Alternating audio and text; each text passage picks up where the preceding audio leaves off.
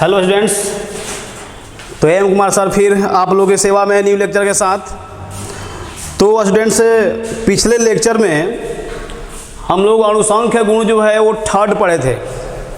तीसरा अनुसंख्य गुण आपको बताया गया था हिमांक का अवनमन। तो हमको आशा ही नहीं पूर्ण विश्वास है आप लोगों पर कि वो लेक्चर जो है आप लोग अच्छा से देख लिए होंगे, और अगर अभी नहीं तक देखे हैं तो आप लोग जो है उस लेक्चर को जल्दी से देख लीजिए। और आज जो है लास्ट अनुसंख्य गुण स्टार्ट होने वाला है, परासरण दाब, यही बताया गया था। तो आज जो है लास्ट स्टार्ट होने वाला है, तो आप लोग जो है जल्दी से हेडिंग लिखेंगे परासरण, जल्दी से लिखिए परासरण तथा परासरण दाब।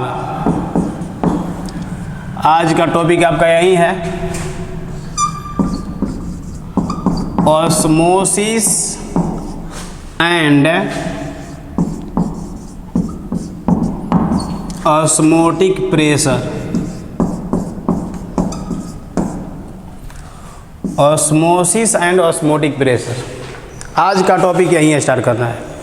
ध्यान दीजिएगा एक बात, ऑस्मोसिस एंड ऑस्मोटिक प्रेशर यानी कि परासरण तथा परासरण दाब, ये शुरू करने से पहले आपको बता रहे हैं एक दूसरा टॉपिक, विसरण क्या होता है। क्योंकि जब तक आप विसरण नहीं समझ में आएगा आपको, तब तक आपको परासरण और परासरण दाब समझ में नहीं आएगा। तो आइए चलते हैं, पहले एक छोटा सा टॉपिक, विसरण क्या होता है, अच्छा से समझते रहिएगा। विसरण क्या होता है, इसको बोलते हैं डिफ्यूजन। इसको क्या बोलते हैं, डिफ्यूजन। ध्यान दीजिएगा इसमें आपको करना क्या है ना, कि दो भिन्न भिन्न सांद्रता वाले विलयन को लेना है। मतलब कि दो विलयन लेना है जिसका सांद्रता जो है वो भिन्न भिन्न हो। सांद्रता मतलब समझ रहे ना, विलेय की मात्रा, विलेय की मात्रा दोनों विलयन में भिन्न भिन्न होना चाहिए। आइए यहाँ पर हम देखते हैं इसमें। चलिए फिगर पर ध्यान देंगे, बिल्कुल ही इजी है, समझने में आपको कोई प्रॉब्लम नहीं होगा। बस आप मेरे साथ बने रहिए और बोर्ड पर ध्यान दीजिए, अच्छा से समझते रहिए, कोई दिक्कत होने वाला नहीं है, ठीक है। और अंतिम तक चलते रहेंगे इसी तरह से। आइए, एक हम इसमें क्या कर रहे हैं कि तनु विलयन को ले रहे हैं। कैसा विलयन, तनु विलयन, तनु विलयन, सही है।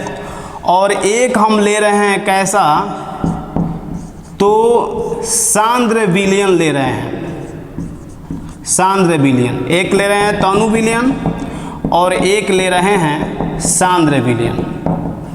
दोनों विलयन को हम क्या कर रहे हैं, एक में मिला दे रहे हैं। आपको पता होना चाहिए, ये सब बता दिया गया है, तनु विलयन किसे कहा जाता है और सांद्र विलयन किसे कहा जाता है। ये आप लोग का हो गया है, शायद लेक्चर नंबर 2 में शायद हुआ है, तो आप लोग देख लेंगे। ध्यान दीजिएगा, फिर एक बार बता देते हैं। वैसा विलयन जिसमें विलेय की कम मात्रा हो, मतलब इसमें विलेय कम होता है, विलायक ज़्यादा होता है। और सांद्र विलयन में क्या होता है, विलेय ज़्यादा रहेगा, विलायक कम रहता है इसमें, ठीक है। तो जब हमको ये बताइए, जब दोनों विलयन को आप एक में मिला देंगे तो मिलाने से क्या होगा, ये दोनों जो विलयन है ना अपने सांद्रता को बराबर करेगा। कहेंगे सर कैसे बराबर करेगा, हमको ये बताइए। चलिए आप दो विलयन बनाइए, एक विलयन बनाइए, उसमें आप चीनी मिलाइए 2 किलो और एक विलयन मिलाइए जिसमें चीनी मिलाइए 1 किलो। तो हमको ये बताइए, अगर दोनों विलयन सेम है, बराबर है, तो हमको ये बताइए कि कौन सा शरबत, कौन सा विलयन ज़्यादा मीठा लगेगा आपको। 2 kg वाला मीठा लगेगा। लेकिन अब क्या करो कि दोनों को आप, दोनों विलयन को, 1 kg वाला और 2 kg वाला, दोनों को एक में मिला दो। तो मिलाने से क्या आप बता पाएंगे कि इसमें 2 kg वाला कौन है और 1 kg वाला कौन है। अब कहीं का पीजिएगा तो सेम मीठा लगेगा।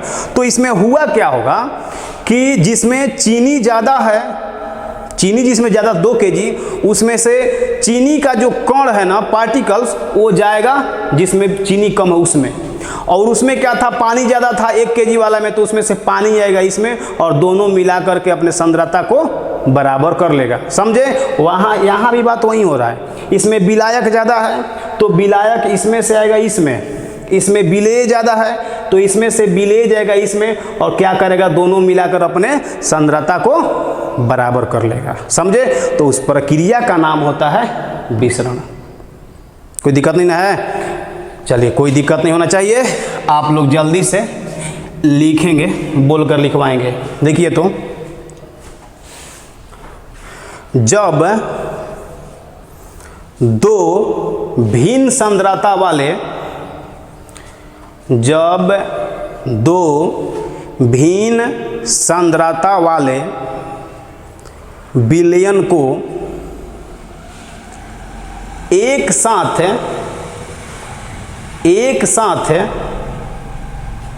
संपर्क में लाते हैं,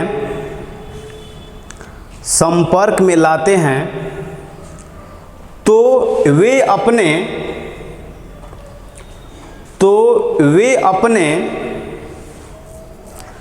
सांद्रता को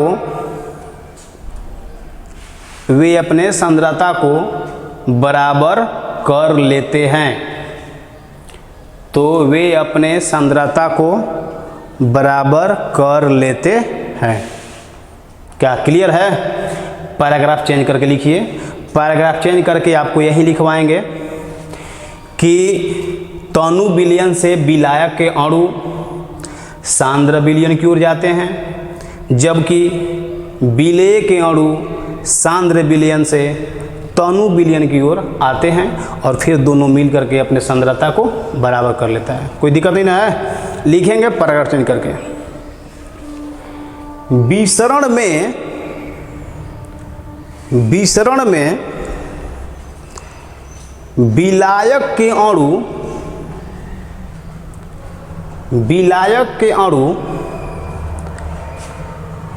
तनु विलयन से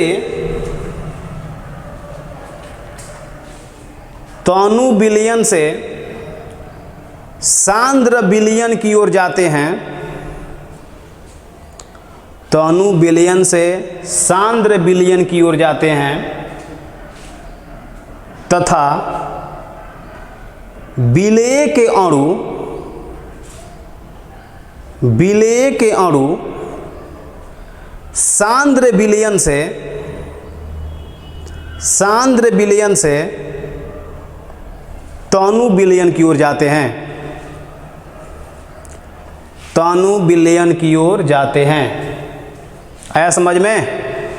विसरण खत्म हो गया। अब हम आ रहे हैं परासरण। पहले हम परासरण पढ़ेंगे और उसके बाद पढ़ेंगे परासरण दाब। एक एक करके माइंड में सेट करते चलिए, दिमाग पर आपका लोड नहीं पड़ने वाला है। एक एक करके सेट करते चलेंगे, दिमाग पर लोड इजीली आपको समझ में आएगा, बहुत ही आसान तरीका से। समझे? हाँ, दिक्कत है अगर पीछे वाला लेक्चर आप लोग नहीं देखे हैं और डायरेक्ट आप इसी लेक्चर में आ गए तो थोड़ा सा तो भाई प्रॉब्लम आपको होगा ही। इसमें कहना नहीं है, थोड़ा सा प्रॉब्लम आपको होगा ही और होने वाला ही है। ठीक है ना? चलिए मिटा इसको। अब आ रहे हैं हम परासरण क्या होता है, ऑस्मोसिस। तो अगला हेडिंग आप लोग लिखें परासरण। ध्यान दीजिएगा, बिल्कुल ही विसरण के ही जैसा है, एकदम से आपको समझ में आने वाला है। ऐसा होगा नहीं कि आपको समझ में नहीं आएगा। चलिए, परासरण।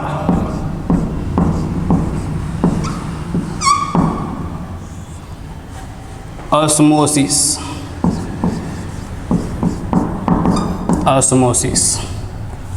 ठीक है?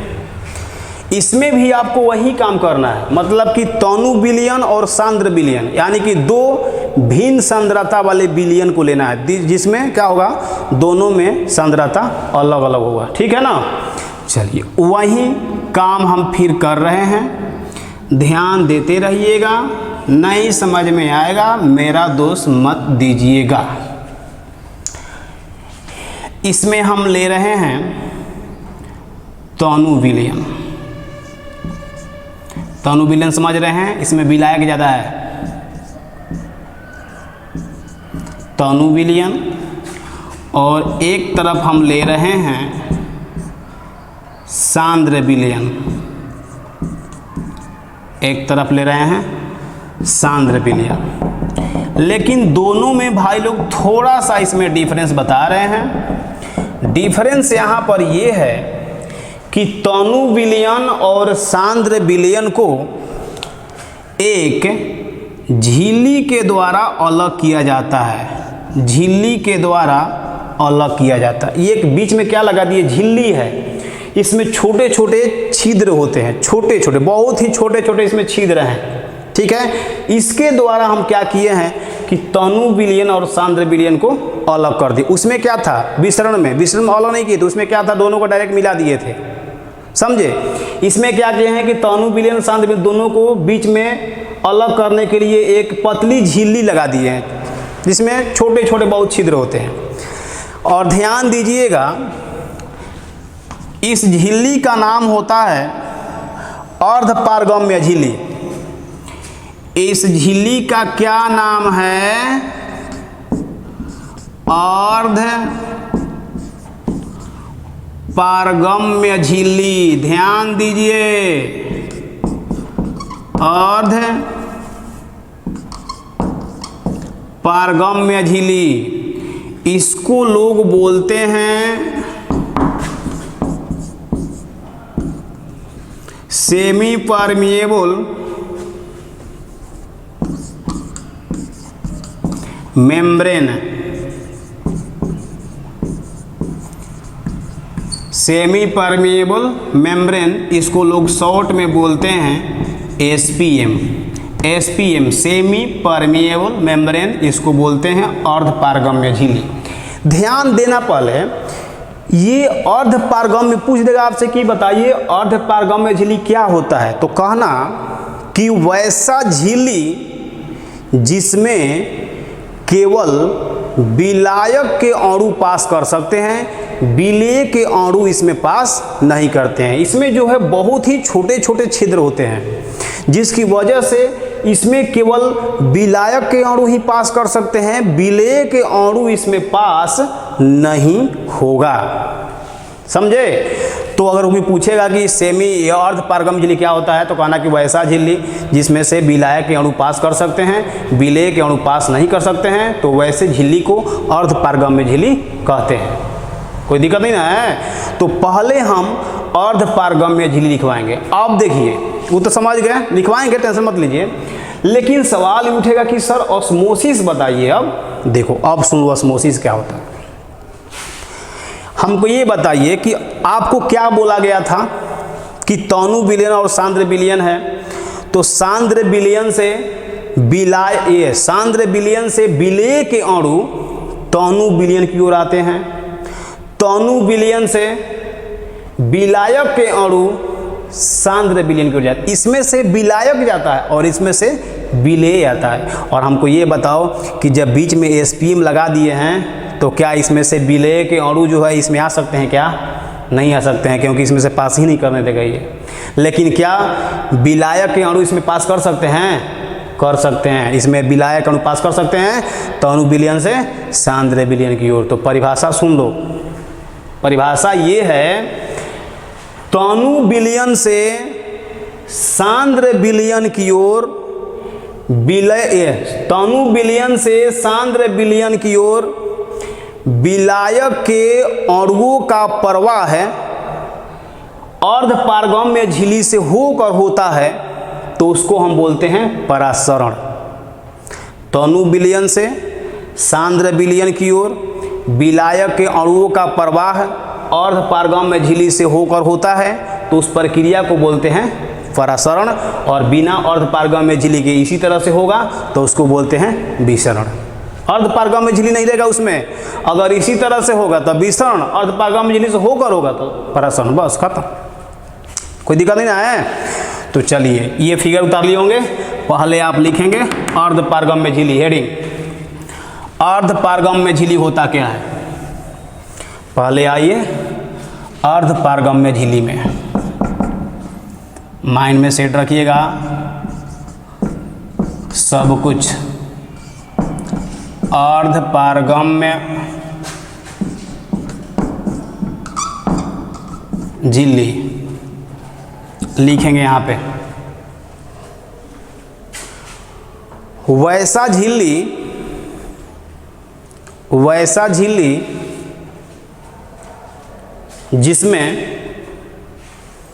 जिसमें केवल विलायक के अणु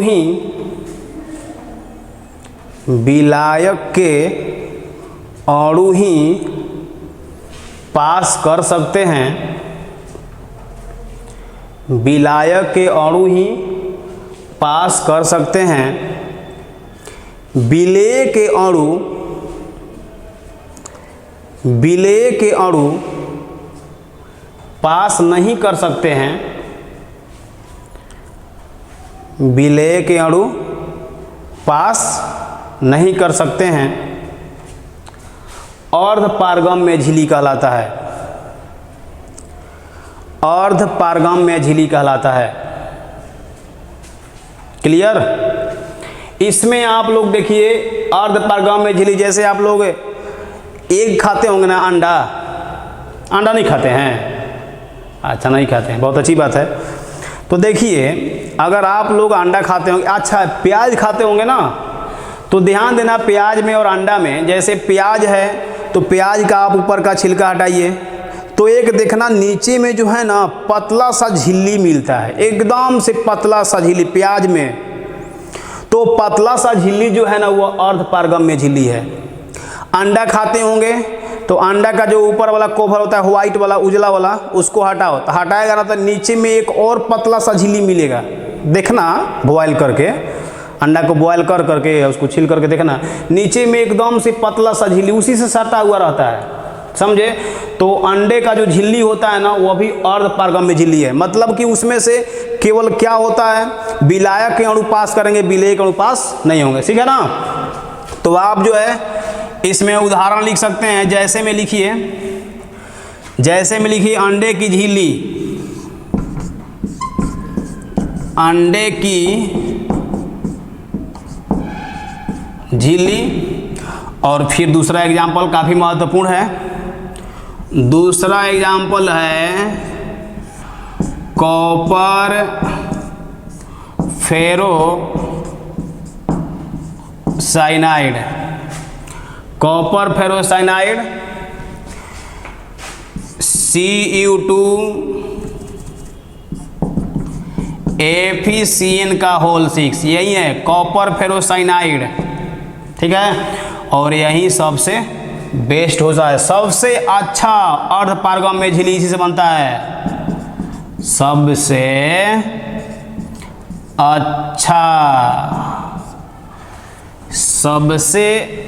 अच्छा होता है जी ये कॉपर फेरोसाइनाइड का।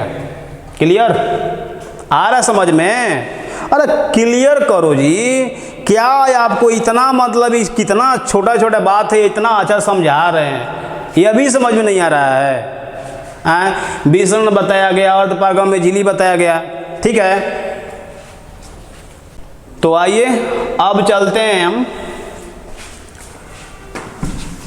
हेडिंग आप लोग लिखेंगे परासरण, जल्दी से कीजिए। परासरण का परिभाषा आपको बताना था ना, परासरण का परिभाषा बताना था, तो अब लिखेंगे परासरण। समझा दिए हैं, बस लिखवाना है, सब कुछ आपको माइंड में सेट कर दिया गया है कि परासरण क्या होता है, समझे। लिखिए तनु बिलियन से विलायक के अणु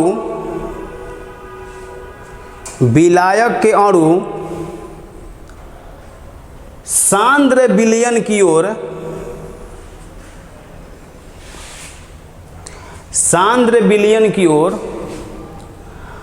अर्ध पारगम्य झिल्ली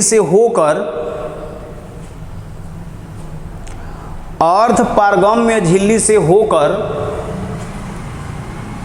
प्रवाहित होता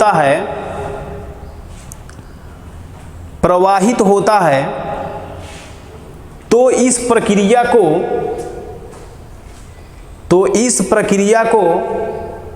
परासरण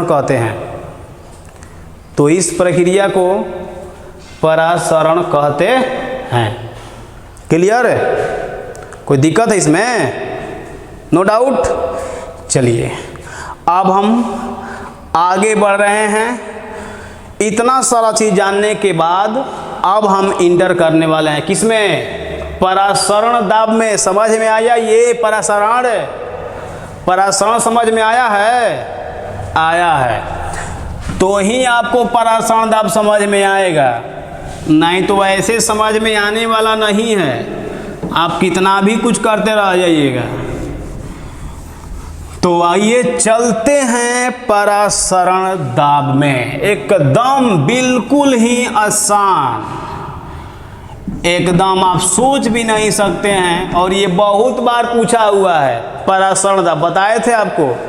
ये 2019 या 20 में देख लीजिएगा, बिहार बोर्ड का पेपर देख लीजिएगा, 19 या 20 में पूछा हुआ परासरण दाब किसे कहते हैं। इसके बाद आपको 12-13 में पूछा, बहुत बार पूछा हुआ है और आगे भी पूछ सकता है। तो आप लोग मेरे साथ चलिए। परासरण दाब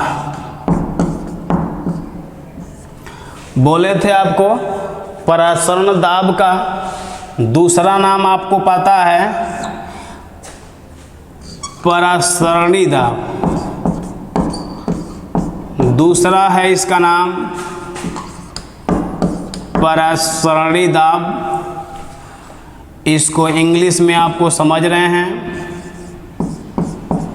बोलो ऑस्मोटिक प्रेशर। और जानते हैं परासरण दाब को पाई से सूचित किया जाता है, भूलिए मत। और सब कुछ आशा से माइंड में सेट करते चलिए, तब ना आप दुनिया में कुछ कर पाएंगे। चलिए परासरण दाब, इसमें फिगर जो है थोड़ा सा चेंज करेंगे। जो एनसीईआरटी में दिया है उसी तरह से चल रहे हैं हम। देखिए इसमें हम क्या ले रहे हैं, परासरण दाब को समझाने के लिए यहाँ पर सेम टू सेम फिगर उसी तरह से लेंगे। उसी तरह से यहाँ पर हम ले रहे हैं शुद्ध विलायक। क्या लेंगे? शुद्ध विलायक। और यहाँ पर जानते हैं, नहीं जानते हैं? ठीक है, तो अब जानिए, विलयन लेंगे। दोनों को हम क्या कर रहे हैं, एसपीएम के द्वारा अलग कर रहे हैं। ये क्या है? एसपीएम है। और एसपीएम का काम आपको पता है, एसपीएम अर्ध पारगम्य झिल्ली, सेमी परमिएबल मेम्ब्रेन। एसपीएम है, ये समझ लीजिएगा अर्ध पारगम्य झिल्ली है एसपीएम। ध्यान दीजिए, पीछे में जो फिगर बताए हैं ना, यहाँ पर क्या लिए थे? तनु विलयन। और यहाँ पर क्या लिए थे? सांद्र विलयन। तो आप वो भी यहाँ रख सकते हैं, कोई दिक्कत नहीं है। अगर आपका मन है कि नहीं सर हम यहाँ तनु विलयन रखेंगे और यहाँ सांद्र विलयन रखेंगे, रख सकते हैं, कोई दिक्कत नहीं है। समझ रहे हैं? लेकिन एक एनसीईआरटी बुक में इसी तरह से देकर, मतलब कि तनु विलयन के जगह पर शुद्ध विलायक को ले लिया है और सांद्र विलयन के जगह पर विलयन को ले लिया, इसलिए हम भी उसी तरह समझा रहे हैं। ऐसे ध्यान दीजिएगा, तनु विलयन और सांद्र विलयन भी ले सकते हैं। Clear concept? चलिए आते हैं यहाँ पर। ये होगा क्या? हमको ये बताओ, शुद्ध विलायक इसमें केवल विलायक है, और विलयन इसमें विलेय और विलायक दोनों है ना, समझाया? यानी आप कह सकते हैं कि इसका जो सांद्रता है ना इससे ज़्यादा है, इसमें विलेय है ना, तो जिसमें विलेय जितना ही ज़्यादा उसका सांद्रता उतना ही ज़्यादा, समझा? इसमें विलेय है ही नहीं, तो हम कह सकते हैं कि इस जो शुद्ध विलायक है इसका सांद्रता कम है, और ये विलयन है तो इसका सांद्रता ज़्यादा है। तो क्लियर है? तो हमको ये बताओ, जब आपको पता चल गया कि सांद्रता इसका कम है, सांद्रता कम है, तो क्या आपको पता नहीं है कि जिसका सांद्रता कम होता है उसमें से विलायक विलयन की ओर आते हैं, जिसका सांद्रता क्या रहता है? जिधर सांद्रता, फिर सुनिएगा, इसका सांद्रता क्या है? कम है, इसका सांद्रता ज़्यादा है, क्योंकि इसमें विलेय प्रेजेंट है, उपस्थित है नहीं। तो इसमें से निम्न सांद्रता वाले से विलायक विलयन की ओर जाएगा, समझे? और इसमें जो विलेय है इसमें आएगा, लेकिन आ नहीं सकता है क्योंकि हम यहाँ पर क्या लिए हैं? एसपीएम को लिए हुए हैं, समझ रहे हो? तो इसमें सिंपल सा मतलब है कि शुद्ध विलायक से जो विलायक के अणु है वह विलयन की तरफ जाएगा, अपने आप जाएगा, आपको कहना नहीं है, अपने आप जाएगा इसी तरह से। कोई दिक्कत? तो क्या बता सकते हैं उस प्रक्रिया को क्या बोलते हैं?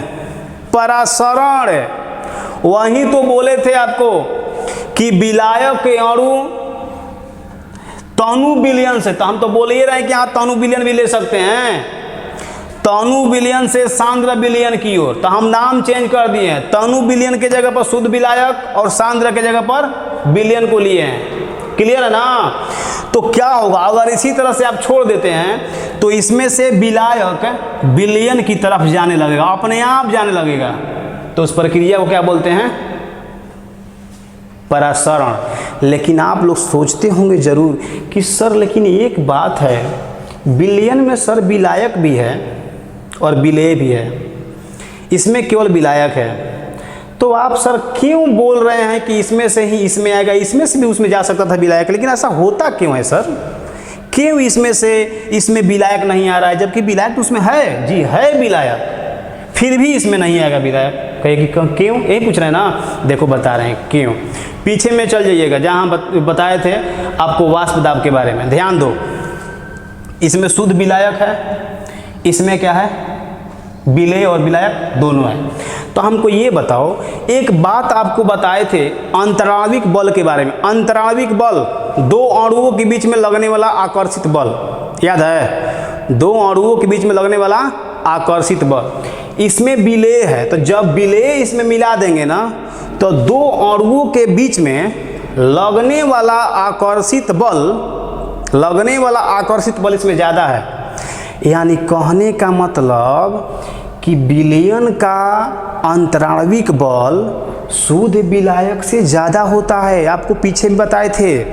तो जब अंतराणविक बल इसका ज़्यादा है, तो क्या आप कह सकते हैं कि इसका वाष्प दाब कम होगा? कह सकते हैं, बताया गया तो सब है। इसमें अंतराणविक बल ज़्यादा, दो अणुओं के बीच में लगने वाला आकर्षित बल, तो जब आकर्षित बल इसमें ज़्यादा है तो इसका वाष्प दाब कम हो जाएगा। इसमें क्या है?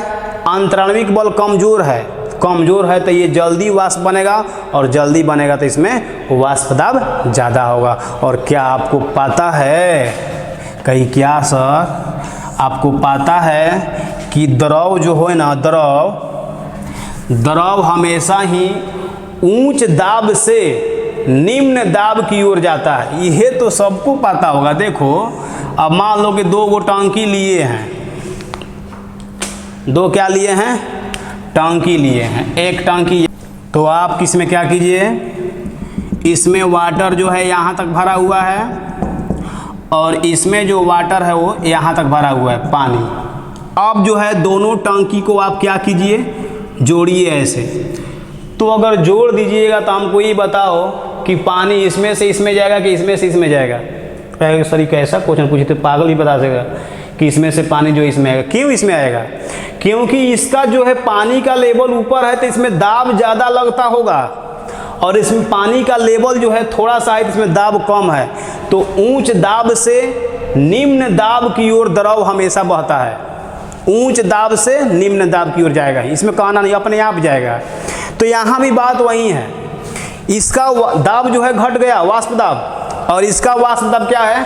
ज़्यादा है। तो मान लेते हैं कि मान लिया है, याद नहीं करना, इसका वाष्प दाब मान लेते हैं 8 atm, माने हैं, याद मत करना कि इसका 8 atm होता है। इसी तरह से हम मान लिए हैं कि शुद्ध विलायक का वाष्प दाब 8 है। तो क्या आप इतना तो कन्फर्म है ना कि विलयन का जो वाष्प दाब है इससे कम होगा? क्यों? क्योंकि इसमें अंतराणविक बल ज़्यादा है, और अंतराणविक बल ज़्यादा है तो वाष्प दाब कम, तो कम होगा। तो ये तो कन्फर्म है कि 8 से कम ही होगा। तो 8 से कम होगा। जब इतना बात हमको पता है तो हम मान लेते हैं कि इस विलयन का वाष्प दाब 5 atm है, 5 atm, इसका 8 और इसी से कम होगा तो मान लिए हैं 5। ठीक, अब इसी तरह से आप छोड़ दीजिए, तो छोड़ देंगे तो क्या होगा कि शुद्ध विलायक से जो शुद्ध विलायक से क्या होगा, विलायक के अणु वह धीरे धीरे विलयन तरफ जो है एसपीएम से हो करके आने लगेगा, अपने आप आने लगेगा। तो इस प्रक्रिया को बोलते हैं परासरण। क्या कोई दिक्कत है? परासरण बोलते हैं। तो हमको ये बताइए कि आप लोग अपने माइंड से सोचिएगा कि क्या अगर हम इधर दाब लगाने लगे, दाब ऐसे ऐसे दाब लगाइए, तो जब इधर विलयन तरफ हम दाब ऐसे लगाएंगे, कितना दाब लगाइएगा कि परासरण का जो प्रक्रिया है वह रुक जाए। परासरण का प्रक्रिया मतलब विलायक जो इसमें से इसमें जा रहा था ना, वो जाना बंद हो जाए। तो सिंपल सा बात है, हम इधर दाब कितना लगाएंगे? 3 atm। कहें सर 3 atm कैसे? तो देखो इसका दाब कितना है? 8 atm, इसका कितना है? 5 atm, और जब 3 atm लगा दिए तो कितना हो गया? 5 और 3 8। तो जब दोनों तरफ दाब बराबर हो गया तो क्या मूव करेगा, नहीं जाएगा कभी? जैसे यहाँ पे है, आ रहा है इसमें से इसमें, इसका धीरे धीरे लेवल बढ़ रहा है ऊपर की ओर, लेकिन जब दोनों साइड जो है दोनों टंकी में बराबर हो जाएगा तो क्या अभी भी इसमें से आते रहेगा? नहीं, तब जो है रुक जाएगा, ना इसमें से इसमें जाएगा ना इसमें से इसमें जाएगा। कोई दिक्कत नहीं ना है? वही बात यहाँ हो रहा है। तो सुनिएगा, एकदम परिभाषा बिल्कुल ही आसान। परासरण के प्रक्रिया को रोकने के लिए, परासरण के प्रक्रिया को रोकने के लिए विलयन की सतह पर लगाया गया बाहरी दाब परासरण दाब कहलाता है। क्लियर ना? समझा? विसरण की परासरण की प्रक्रिया मतलब कि इसमें से इसमें जो विलायक जा रहा था उसको रोकने के लिए विलयन तरफ जो बाहरी दाब लगाया जाता है, कितना आपको दाब लगाना पड़ेगा? 3 atm। तो हम कह सकते हैं कि परासरण दाब 3 atm है। ठीक, तो आप जल्दी से लिखेंगे यहाँ पर परासरण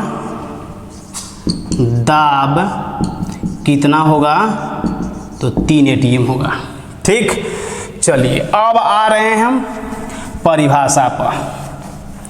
लिखेंगे तो लिखिए,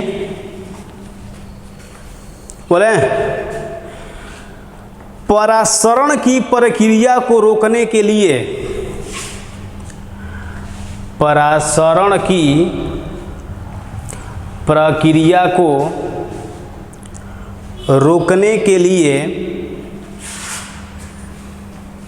रोकने के लिए विलयन की सतह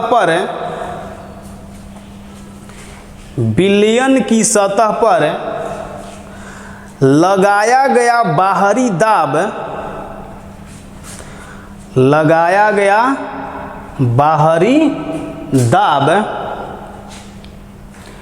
परासरण दाब कहलाता है। परासरण दाब कहलाता है।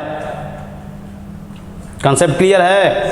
अब हमको ये बताओ कि क्या किसी केस में विलायक इसमें से इसमें आ रहा था तो हम इधर दाब लगा दिए, दाब लगाने से क्या हो गया कि आना इसका बंद हो गया।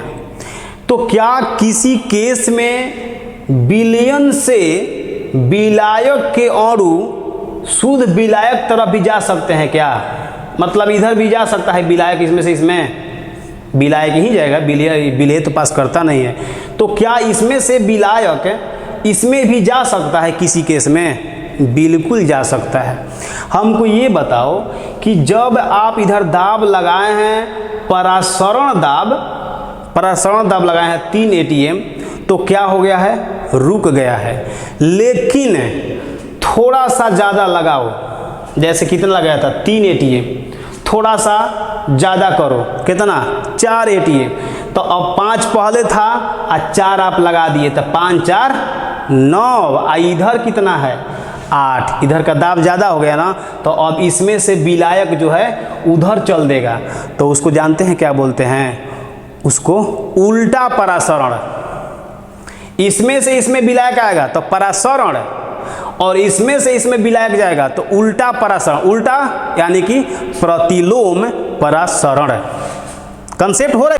तो आइए लिखिए हेडिंग, अगला नंबर है प्रतिलोम परासरण यानी उल्टा परासरण। ध्यान दीजिएगा, सब कुछ आपको माइंड में सेट होना चाहिए। अब जो है इस बार आप लोग लिख रहे हैं प्रतिलोम परासरण। प्रतिलोम, इसको आप लोग उल्टा परासरण भी बोल सकते हैं, कोई दिक्कत नहीं है। प्रतिलोम परासरण, इसको बोलते हैं रिवर्स ऑस्मोसिस। रिवर्स ऑस्मोसिस, समझे? इसमें आपको यही बताएंगे कि विलयन की सतह पर जो बाहरी दाब आप लगा रहे हैं, अगर परासरण दाब से अधिक हो, मतलब 3 ATM अगर लगाएंगे तब तो रुक जाएगा। परासरण की प्रक्रिया 3 ATM पर क्या होगा? रुक जाएगा। लेकिन थोड़ा सा ज़्यादा कर दो, 4 5 लगा दो, तो अब क्या होगा? इसमें से विलायक इसमें आएगा और इसी का नाम है प्रतिलोम परासरण, या कुछ लोग इसको बोलते हैं उल्टा परासरण। क्लियर? तो आप लोग लिखेंगे जल्दी यहाँ से, बोले ना, लिखिए विलयन की सतह पर, विलयन की सतह पर लगाया गया बाहरी दाब, लगाया गया बाहरी दाब अगर परासरण दाब से अधिक हो, परासरण दाब से अधिक हो, तो विलायक के अणु, विलायक के अणु विलयन से, विलायक के अणु विलयन से शुद्ध विलायक की ओर, शुद्ध विलायक की ओर प्रवाहित होने लगते हैं, प्रवाहित होने लगते हैं, जिसे प्रतिलोम परासरण कहते हैं, जिसे प्रतिलोम परासरण कहते हैं। क्लियर? सब कुछ क्लियर हो रहा है कि बाउंस कर जा रहा है? बाउंस नहीं ना कर रहा है। अरे सब कुछ क्या है, थोड़ा सा माइंड लगाओ यार, बोर्ड पर ध्यान दो। एक बार में समझ नहीं यार, 2 बार 3 बार देखो, काहे नहीं समझ में आएगा? आप लोगों से बढ़कर कोई काम है क्या? नहीं ना, समझ में आएगा ही। ठीक है, चलिए अब आ रहे हैं हम कि परासरण दाब के लिए कुछ लोग अपना नियम दिए हैं, उस नियम को आप लोग देखेंगे। तो अगला हेडिंग आप लोग लिखेंगे परासरण दाब के लिए वान 't हॉफ का नियम। परासरण दाब के लिए किसका नियम? तो वान हॉफ का नियम लिखेंगे यहाँ पर, यहाँ लिख दे रहे हैं। परासरण दाब के लिए क्या लिखेंगे? बोलो, नहीं बोलेगा क्या है जी? वान हॉफ का नियम, इसको आप बोलेंगे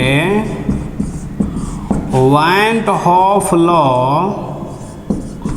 फॉर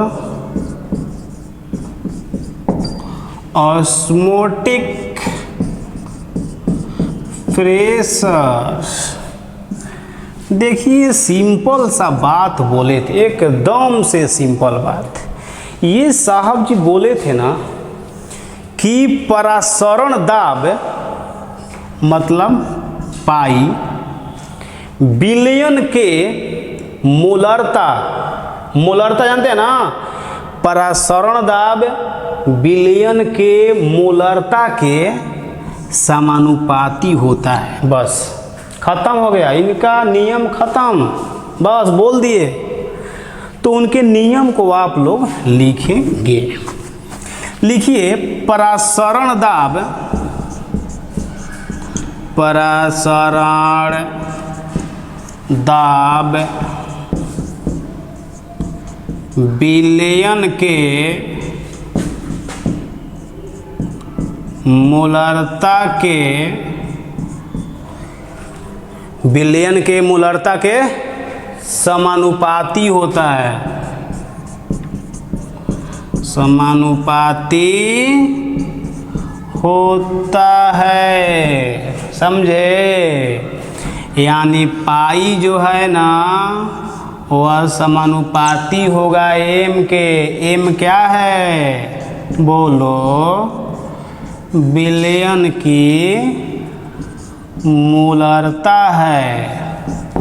क्या आप लोगों को एक बात पता है कि मोलरता का दूसरा नाम सांद्रता होता है? नहीं जानते हैं? तो नहीं, तो लिखिए यहाँ पर कि जो पाई है वो समानुपाती होगा सी के, मतलब मोलरता के जगह पर सांद्रता रख दिए हैं। आप लोग को बार बार हम बोल रहे हैं कि सांद्रता को ही मोलरता बोला जाता है, समझे?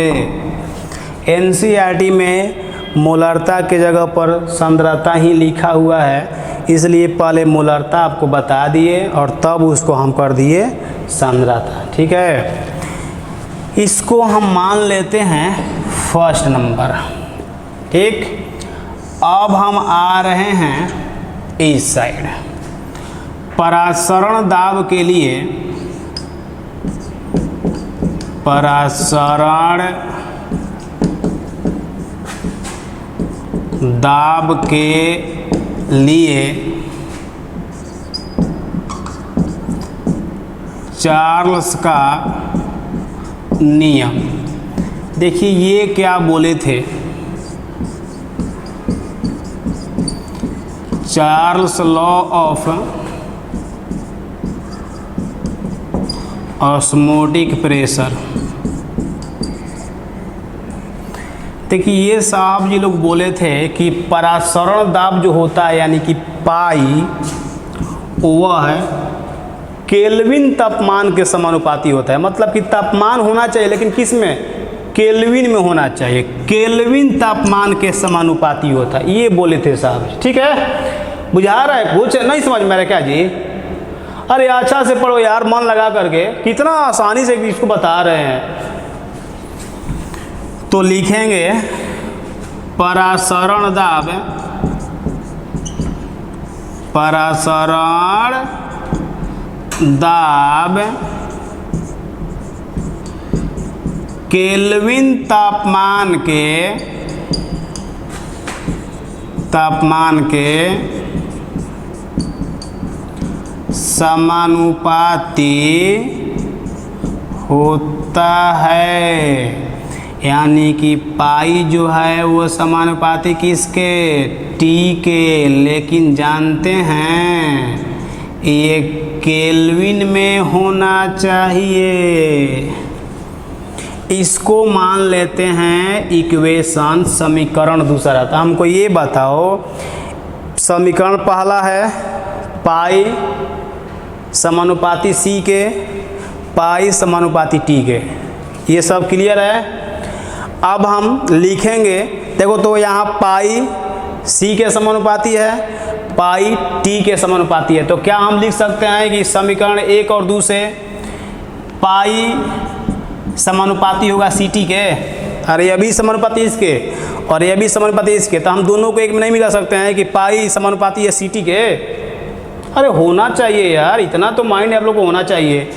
चलिए आइए यहाँ पर अब 1 एवं 2 से, तो लिखिए 1 एवं 2 से आप लिखेंगे पाई समानुपाती है सी टी के। ठीक, अगर आप इस साइन को हटाएंगे, इस समानुपाती वाला साइन को, तो एक नियतांक आता है ना, स्थिरांक है, वो जानते हैं स्थिरांक आर आता है, इसका नाम बोलते हैं सी आर टी। अच्छा लगने के लिए हम ऐसे, आपका मान है तो आर जो है शुरू में ही रख दीजिए, कोई दिक्कत नहीं है, लेकिन हो जाए क्या आर सी टी और ऐसे वैसे सी आर टी, तो अच्छा लग रहा है सी आर टी।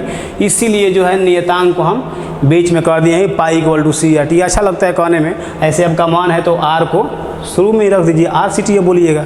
ठीक है, ये क्या है, सांद्रता। सांद्रता मतलब मूलरता। बोलो मूलरता बराबर क्या होता है, ये होता है number of mole by volume of solution litre, R और टी। कोई दिक्कत है नहीं ना। अगर आप ये मूलरता है, मूलरता बराबर होता है विलेय का मोल और ये बिलियन का आयतन लीटर में, वही ना होता है मूलरता। आर नियतांक है, टी तापमान है, यही तापमान केल्विन में, और ये पाई क्या है, परासरण दाब। ठीक है, तो उसको भी आप लोग जो है जल्दी से थोड़ा लिखिए। एन है विलेय का मोल, इसके बाद भी बोलो, भी है बिलियन का आयतन लीटर में, आर जो है वो क्या है, गैस नियतांक है। जानते हैं इसका मान कितना होता है, 0.0821 एयर मोल केल्विन। आप लोग जानते होंगे P V equal to N R T, यही आर है वो, P V equal to N R T, यही आर है वो। और टी क्या है, टी जो है वो तापमान है, किस में, केल्विन में। तो ठीक है, खत्म हो गया, आज यहीं पर ब्रेक लेंगे। अगले लेक्चर में आप लोग देखेंगे, अब ये जो है जितना भी अणुसंख्य गुण था, 4 गो होता है और चारों खत्म हो गया। ठीक है, अगले लेक्चर मिलेंगे हम, तब तक के लिए ओके, थैंक यू। आज क्लास में प्रेजेंट होने के लिए थैंक यू।